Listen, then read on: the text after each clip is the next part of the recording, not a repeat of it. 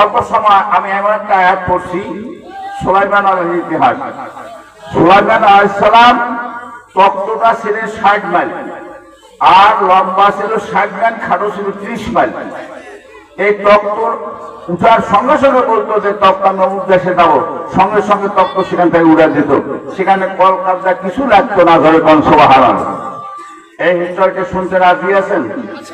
কোরআনের কথা। কোরআন কার কথা? এটা সূরা নমল। দেখবেন সূরা নমল মানে ছোট্ট সূরা, ছোট সূরা ছোট নয়, তবে ছোট্ট একটা জীবের জন্য জীবের নাম দিয়ে আল্লাহ সূরা বানাইছে। সেটা হলো নমল মানে পিপিলিকা। পিপিলিকার দেশ দিয়ে উড়ে যায়। এমনি সময় পিপিলিকারা হইচই করা শুরু করছে। পিপিলিকার বাচ্চা বলছে রে তাড়াতাড়ি গর্তে ঢোকো। পিপিলিকার বাচ্চা বলছে রে আমার সৈন্যরা তোমরা তাড়াতাড়ি গর্তের মধ্যে ঢোকো, এখন তোমরা বাঁকো না, বাইরে হয় না, প্রজারা সবাই শুধু গর্তের ভেতরে ঢোকো। যাবো না কেন ঢুকবো? সুলাইমান আলাইহিস সালামের তক্ত আসতেছে। তার তক্তটা হলো 60 মাইল লম্বা, আর সে খাটো হলো 30 মাইল। আর সেখানে সৈন্য আছে, জিন আছে, পাখি আছে, হাজার হাজার আছে, লক্ষ লক্ষ হিসাব নাই। আর আপনারা এক একটা পিপিলিকার দল পায়ের তলে পড়ে যান, তোমার শেষ হইয়া যাবে, তাড়াতাড়ি গর্তের মধ্যে ঢোকো। এই বলে সুলাইমান আলাইহিস সালামের আর সব জীবের বলি বুঝতে পারতো। বলেন সুবহানাল্লাহ। সব জীবের বলি সুলাইমান আলাইহিস সালাম বুঝতে পারত। আল্লাহ রাব্বুল আলামিন ওই পিপিলিকার কথাটা ওই তকদির উপরে সুলাইমান আলাইহিস সালামের কানের মধ্যে ফিট করিয়া দিয়েছেন। সঙ্গে সঙ্গে সুলাইমান আলাইহিস সালাম বলছে তক্তরে, এই পিপিলিকার দেশে নামতেরা হইচই করতেছে কেন? বলেন সুবহানাল্লাহ। এটা কিসসা কাহিনী নয়, এটা কোরআনের কথা, তাফসীর। বলেন সুবহানাল্লাহ, জোরে কোন সুবহানাল্লাহ। আয়রা আমার সুলাইমান আলাইহিস সালাম যখন তক্ত ওই পিপিলিকার দেশে নামলো, নামার পর পিপিলিকার বাচ্চাকে বললো, বাচ্চা তুমি এত হইচই করতেছো কেন? কয় হুজুর আমি হইচই করতেছি এই জন্য, এই যে আপনার সৈন্যরা যদি আমার প্রজাদের গায়ে পা দেয়, এক একটা 5 তলা 10, 20, 50, 100টা পিপিলিকা মারা যাইতে পারে, এই জন্য আমি এদের সাবধান করতেছি। জোরে কোন সুবহানাল্লাহ।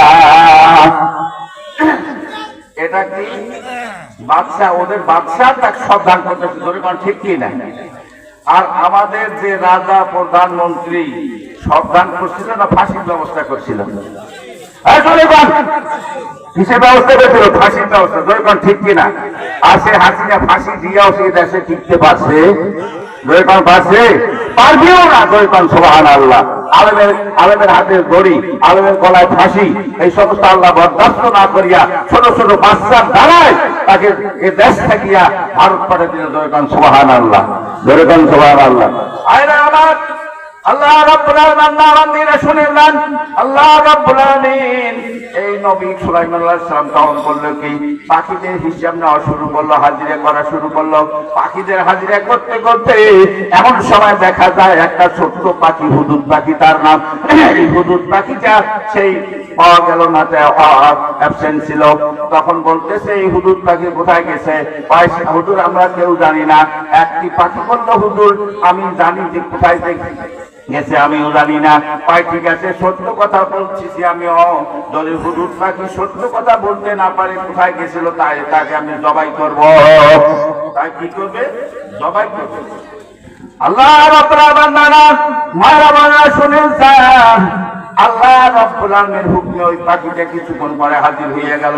সেটা হলো হুদুদ পাখি, কাঠঠোকরা পাখি, তাকে বলি আমরা হুদুদ পাখি। কোরআনে যা আছে তাই বলতেছি। আল্লাহ রাব্বুল আলামিন শুনে যান। এমন সময় পাখি হাজির হয়ে গেলেন। আল্লাহ রাব্বুল আলামিন নবী সুলাইমান বললেন যে পাখি সত্য কথা বলো, তুমি কোথায় গিয়েছিলা? কয় হুজুর আমি কোথায় গেছি, কেমনি গেছি আমি নিজেই বলতে পারি না, তবে দেশটার নাম শুনে আসলাম। এমন এক দেশে আল্লাহ আমাকে নিয়ে আসলো, সেই দেশটার নাম হলো সাবা শহর। আর সেই দেশে মেয়ে লোক আজত্তি করতেছে, আর সম্পূর্ণ প্রজাপতি মন্ত্রী সহকারে ওই মেয়ে মানুষটাকে সেজদা করতেছে। বলেন নাউযুবিল্লাহ। এটাও তো সেজদার সমতুল্য। তার কারণ বলছিল যে জাতির পিতা একমাত্র আমাদের ইব্রাহিম নবী। জোরে কোন ঠিক কিনা? আর পৃথিবীর মধ্যে 6টা মানুষের মৃত্যুর পরে হাসরের মাঠে কাপড় পরা থাকবে, আর কোনো লোকের কাপড় পরা থাকবে না। জোরে কোন ঠিক কিনা? 1 নম্বরে হলো মুহাম্মদ রাসূলুল্লাহ সাল্লাল্লাহু আলাইহি সাল্লাম, 2 নম্বরে আদম, আর 3 নম্বরে হাওয়া, 4 নম্বরে আপনার ফাতেমা, 5 নম্বরে নবী ইব্রাহিম নবী, 5 লোকের কাপড় পরা থাকবে। জোরে বলেন সুবহানাল্লাহ। আর কোন মানুষের কাপড় পরা থাকবে না।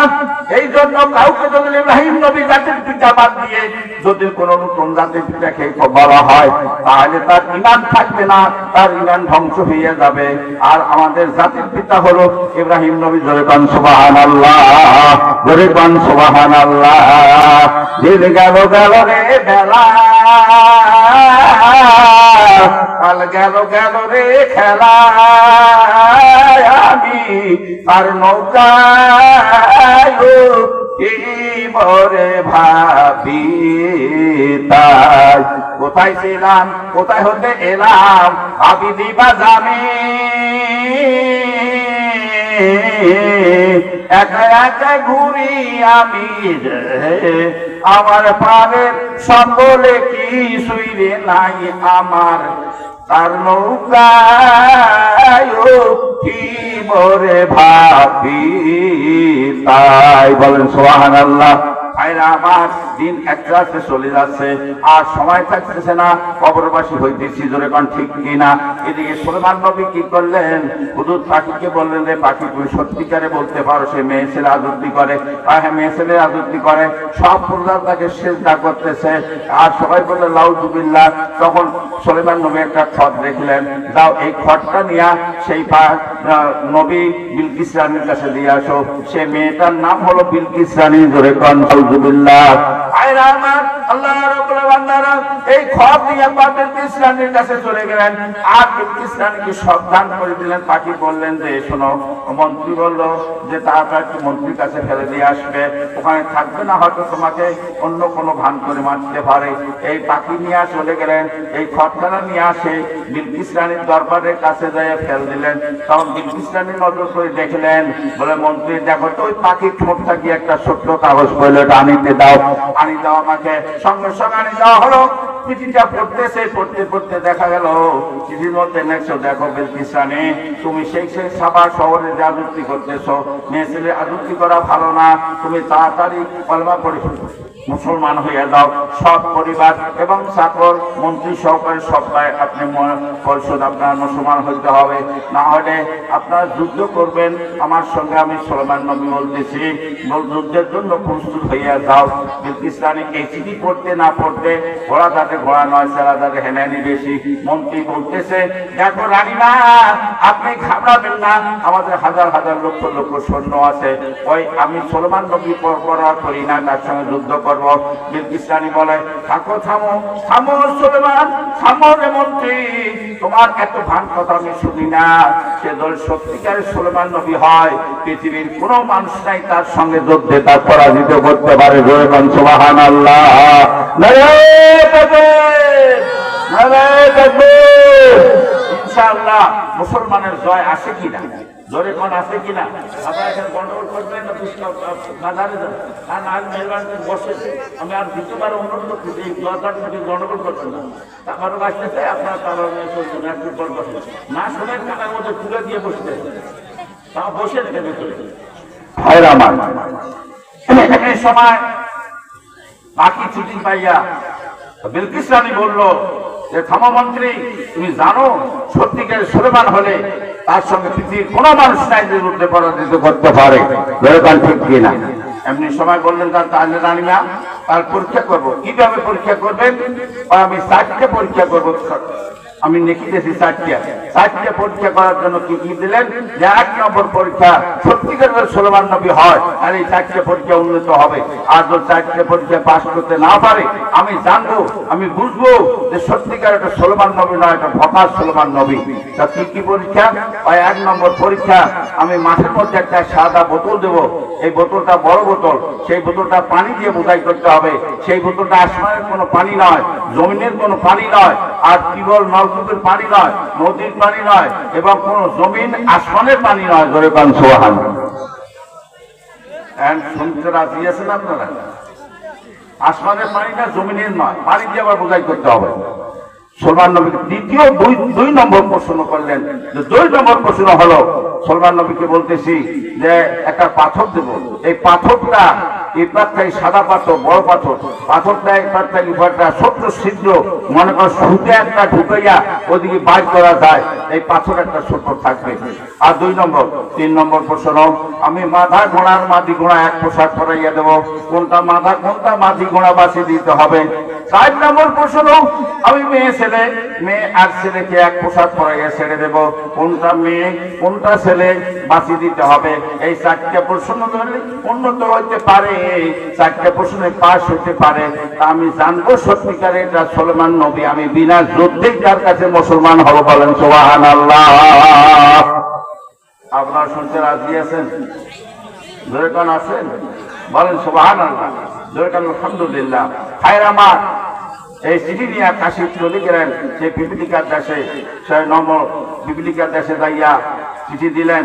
চিঠি পাইয়া বিলকিস রানীর চিঠি পাইয়া সুলাইমান নবী বললেন যে এই কাশি, এত তারিখ করা হলো, অমুক মাঠের মধ্যে আসতে বলো, তাদের সৈন্য সমান্ত নিয়ে আমার সৈন্য সমান্ত দলবল নিয়ে যাব, আর সেখানে যাইয়া আমি 4টা প্রশ্নের উত্তর দেবো। বলেন সুবহানাল্লাহ, জোরে কান সুবহানাল্লাহ।